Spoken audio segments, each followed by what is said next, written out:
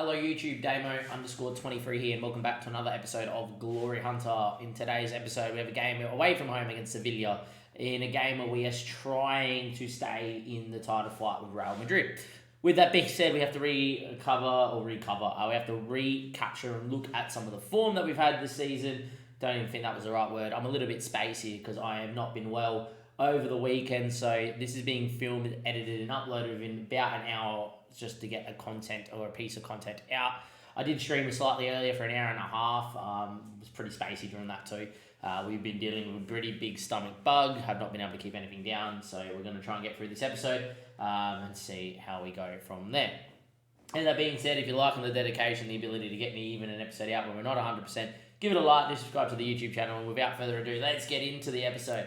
Since we last met, which would have been the Real Madrid-Barcelona doubleheader, we've obviously played a lot of games. There's not many games that really matter to us in the league at the minute. Hence why I'm giving you this game here, because we don't play Barca and then Real Madrid until back end of March.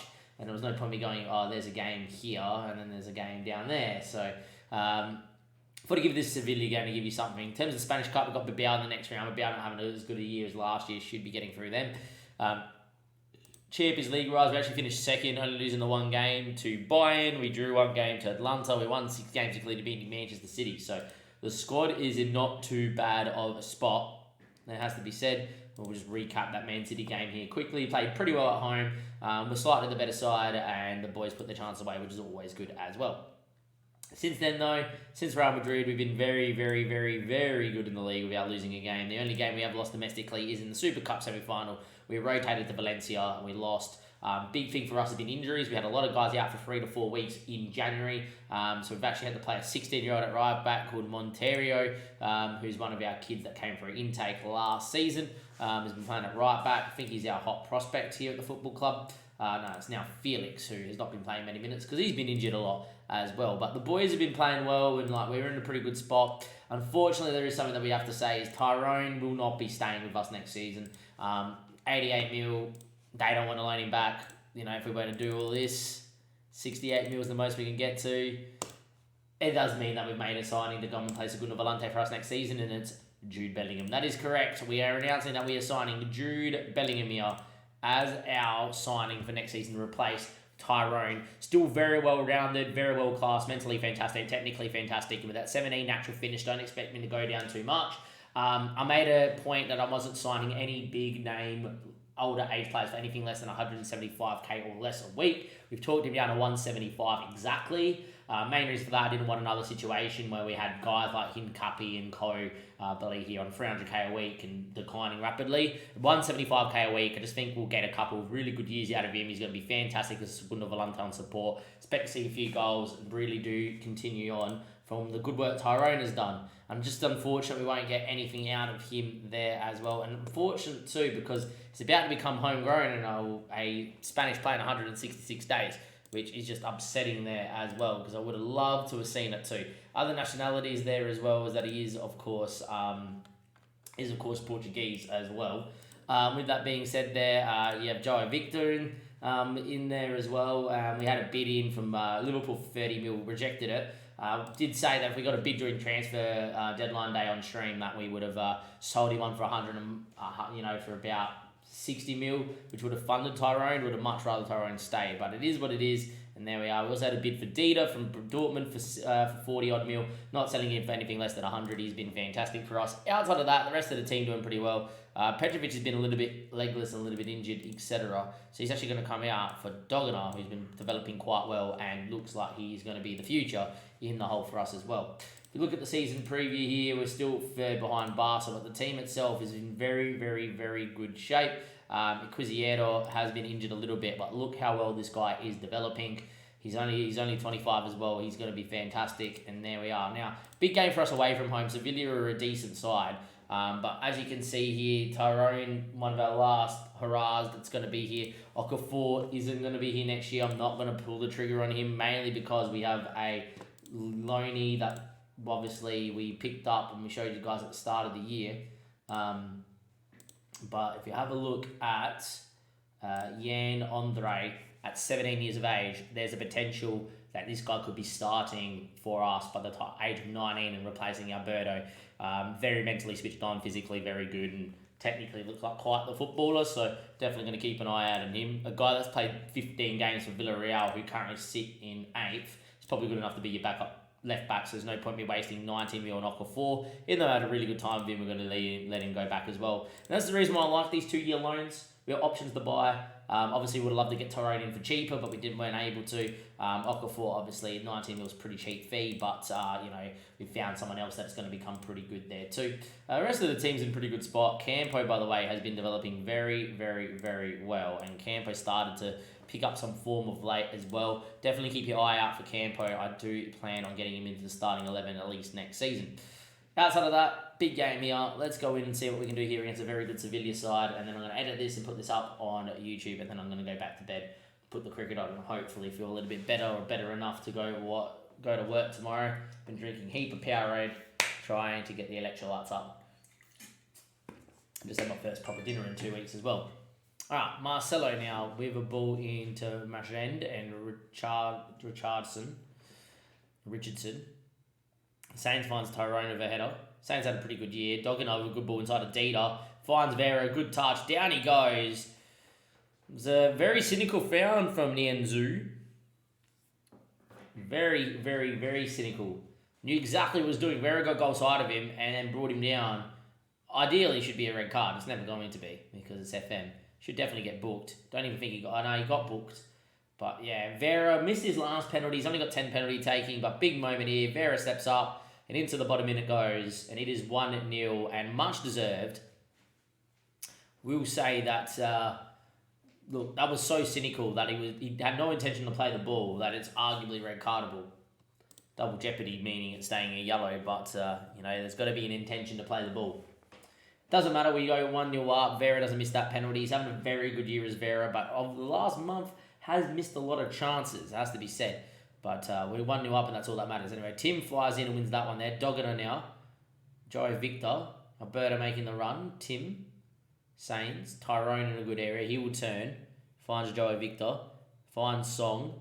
Alberto whips one in there. Backstick ball. DOPDA's scored, but he's offside by a mile. By the looks of it, he looked offside by a mile. 2-0. We celebrating?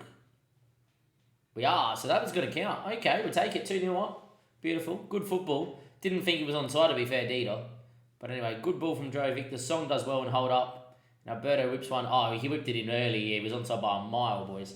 Onside by a mile. We're 2-0 up here, showing we know exactly what we can do. Song with a ball into Alberto. Onside by an absolute country mile. Just looked like he was going to be off from how far in front he was of everybody, which is a great time on the one. And DOPDA scoring another great goal. And we lead 2-0. And a very good half of football here against Sevilla, proving that we are still a very good footballing side. Walker Demon, who is a fantastic left back, finds Hellbrom, picked off by Alberto, and he lays it back to Radicic. Tim Stenbergen. Alberto. Good ball in a Song. Joe Victor. Out to DOPDA. Poor in the end. Quisiero needs to win. Doesn't win. Hellbrom. Sainz guys are trying to win it. Doesn't win it. Back to Walker Demon. Should be a goal here. Radicic with a great save. And he recover as well. Great stuff from the keeper. Quisiero picked up a knock. He has not been fit at all in the last little bit. Back up some fitness there, though. Now picks up a booking. He picks up a booking in every game, does that boy. We are going to get a Quisiero off here and bring Jean-Philippe in. Outside of that, I don't really think we need to make too many other changes. I do say that if you want to give people match experience, you want to bring them on before the 70th, or else they don't get any. Saying that though, 72 minutes played, we are going to make a couple more. Doggin has not had the best of the game. Petrovic will come in, keep him happy. Tyrone for Victor is going to go like that. We are going to bring in Killian. He's quite physical, of course. And Danny Schmitten is a quick enough asset to bring in up front for Vera. He's not at the best of the game, not much going on there. 2-0. Danny Schmitten loves a goal and is quick enough to beat people off the mark. And well, in the end, it's a great save from Marcelo. Fell to DOPDA, who did well to take a touch and bring it on the turn and hit. It's a good save from the keeper though, Marcelo, and onto the post. It's still 2-0. Pejovic whips one in there, and interesting little highlight. Apparently that flick on was that powerful. 80 minutes played. Been the better side. Looked good.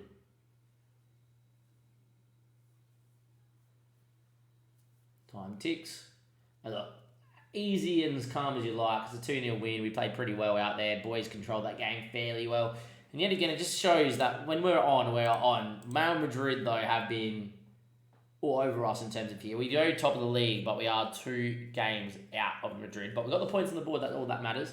Barcelona, by the way, have only conceded 5 or so goals this season. And they're in 3rd. That is correct. Barcelona have conceded 6 goals all game, all season. 1 to Bilbao, Valladolid, Granollers, Leganés, and 2 to us. And they're in 3rd because they've drawn 7 games, mostly 0-0 as well. So Barcelona struggling this season in terms of getting results, which means that we should be finishing 2nd this year. Obviously, we're top of the tree. If you have a look at the data hub, it would tell us that we're not meant to be top of the tree. I already know that. But there we are. Oh, there we go. Unexpected points that has us top. There we go. We're 5 points over our goals, 3 under the thing, and we would be on 49.6. There you are. So they reckon that we should be first in terms of expected position. So maybe we are in this title fight. Who knows? Real Madrid just seem to be winning every game, that is for sure. Barcelona having a really, really, really poor year scoring, but have also had a really, really good year without conceding. So they're meant to be 3rd. Hippos are currently 7th and it should be 4th. So there you go as well. They're a big mover there. Vigo's the other one in 5th, should be 9th. But look, we've played very well. 3 greens is always good. And we're currently top. How long we're going to stay there, I don't know. I don't think this is a year we win the league, but it could be. This could be our last season in the in Glory Hunt if we were to hold on here. But you would imagine Real Madrid, with the form they're in and the ability that they have, they're going to win most games throughout, and we're going to have to at least beat them at home when that game does come around. Now, thank you for tuning in. Give the episode a like. I'm going to edit this and get this one out within the hour as well. With that being said, hopefully we're feeling a little bit better, so we're streaming more streams, links down below. But we haven't been well the last few days. But go check it out. Thank you very much. Catch you guys next time. Thank you and goodbye.